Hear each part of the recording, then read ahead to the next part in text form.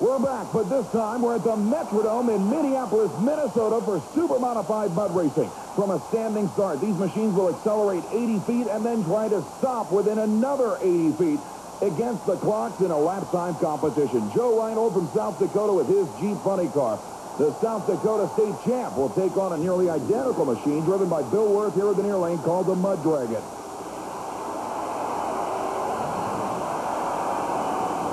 Full power now, hard on the brakes. And look at Reinhold stopping within feet of that 80-foot disqualification mark past the finish line. You've got to stop him and stop him quick. The lap time for the South Dakotan, 3.35 seconds for a 3.479-second run. The top 4 drivers will qualify for the final run. Steve Ron in the Crystal Blue Persuasion Jeep in the far lane takes on the Ford Bronco called Runnin' Wild of Mark Mahould.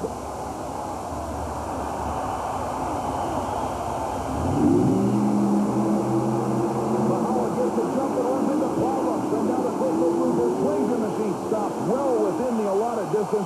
His lap time, 3.10 seconds, the quickest one we've seen so far. And remember, like I said, the top 4 drivers, the 4 quickest time, will advance to the championship round. A tough break for Mahould, but obviously the Big Blue Ford, despite a superior starting line launch, ran into problems very early in the run. His lap time, 7.068 seconds.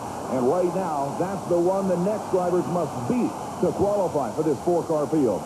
Here's Mike Stark and his beautiful Chevrolet called Stark Raving Man against this man, T-Ray out of Kentucky and the supercharged Chevrolet-powered Jeep Funny Car called TNT. A longtime campaigner of the U.S. Hot Rod Association Super Modified Mud Racing Trail and one of the wilder guys. A tremendous run for the TNT machine, but just barely going out of bounds. You can see the look of disgust on T-Ray's face as he literally takes up 3 feet too much in stopping that machine. The lap time for start, 4.40 seconds, will qualify him, but the 298 by TNT will not get in.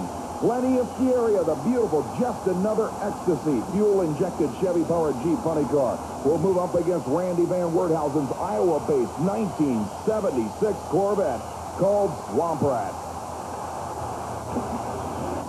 The radically altered Chevrolet inches forward into the starting line beams. The show-quality Jeep in the far lane is well known for its ability to put down big numbers. The Corvette leads first and gets to the finish line first. Ischiera goes out of bounds and wastes an exceptional 3.35-second effort. The Corvette at 3.022 seconds will qualify number 1 in the field with that run.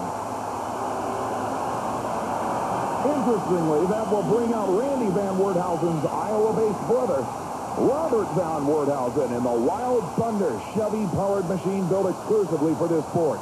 But he is up against the astounding supercharged Chevrolet 1923 Ford of Bud Thompson, the time traveler. Thompson hard on brakes. He goes out of bounds by a mile. A tough break for Thompson, and that may well have been the quickest run of the night. In the other lane, the Wild Thunder machine runs 3:06, but what a ride for Thompson. The quickest run so far, DQ or not, has been a 298. He went 2:06 and got disqualified. Broke the front end, so he had no brakes. That's all it was. There's no brakes on the front end? Yeah, he broke a U-joint up there, I believe. Yeah, just shattered all over and just... Where it's at, with a U-joint brake, no brakes up there. It looked for a while like this was going to be one of the toughest bits ever. It's like super glue out there. Well, it's pretty rough down there. It's pretty rough at the end, and you bounce it too much, you can't stop it. Tough break, but an incredible run. It's rough enough to try and stop when you're bouncing all over, but when you don't have any brakes, it's impossible. So number 1 at the end of this segment of qualifying, Randy Van Werthausen in the Swamp Rat Corvette, followed by his brother in the Wild Thunder. Number 3, Steve Ron's Crystal Blue Persuasion, and Joe Reinhold rounds out the top 4 right now. And now it's time for this week's Power Drive. In Anaheim, California. California, Dennis Marson's power play, supercharged pickup, had to make a pull past the 200-foot mark to win a showdown of champions. Wheels up and straining for the last 50 feet. Marson managed to just inch past the mark he needed to hit. 202.9 feet for the victory. That's this week's Power Drive.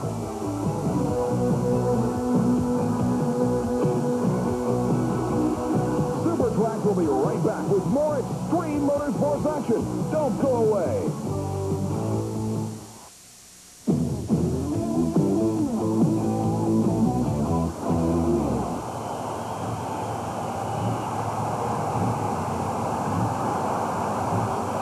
We are still at the Metrodome in Minneapolis, Minnesota, continuing qualifying for the Super Modified Camel Mud Racing Shootout. A four-car field. Only the four quickest drivers will take part, and the next pair is already on the starting line. It'll be the hometown hero, an immaculate piece of equipment called Psycho Battle, a supercharged, small-block Chevrolet-powered Jeep funny car, champagned by Dwayne Hirsch. He will be up against the awesome new Mudbuster of Mark Green, and we had a chance to look at it earlier. It may look confusing, but for the last 5 years, this has been the best working suspension in super modified mud racing. But this year, Mark Green's incredible Mudbuster Jeep out of Illinois has something else going for it, along with an incredibly hard-working chassis, about 400 extra horsepower, the brand-new supercharged Chevrolet motor, and its first time out here at the Metrodome. Everybody else is going to these big superchargers, and there's a lot of organizations that just don't allow the nitrous anymore, and you just have to put a supercharger on it. So after making the switch from nitrous power to the supercharger, an untested machine sits in the far lane. Both drivers must go quicker than 3.350 seconds to qualify. Both drivers on the brakes hard, and they'll both stop in time, but it's the local boy Hirsch in the near lane, a 2:47 to take the #1 spot. Green goes 2:75. #1 qualifier in the low 2-second zone. You're the first guy to really get off that starting line, Dwayne. That's the power of a small block. That's all I got to say. Nothing but RPM. That one sounded like a 10,000 RPM song all the way. 7,800. It was singing. This pit is incredibly sticky. That's what's slowing people down. Is there more torque involved in this thing that's getting you off the line? No, it's not torque. It's just a small block wind faster. You just wind up. Well, it worked. We'll see if it holds up for the shootout, guy. Great job. I hope so, thanks.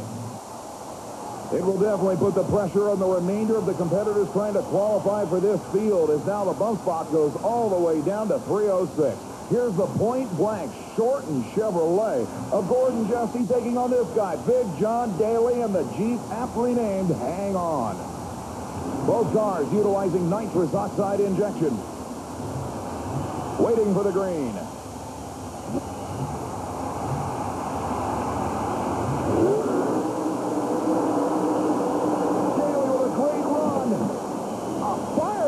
Explosion in the far lane for Gordon Jesse.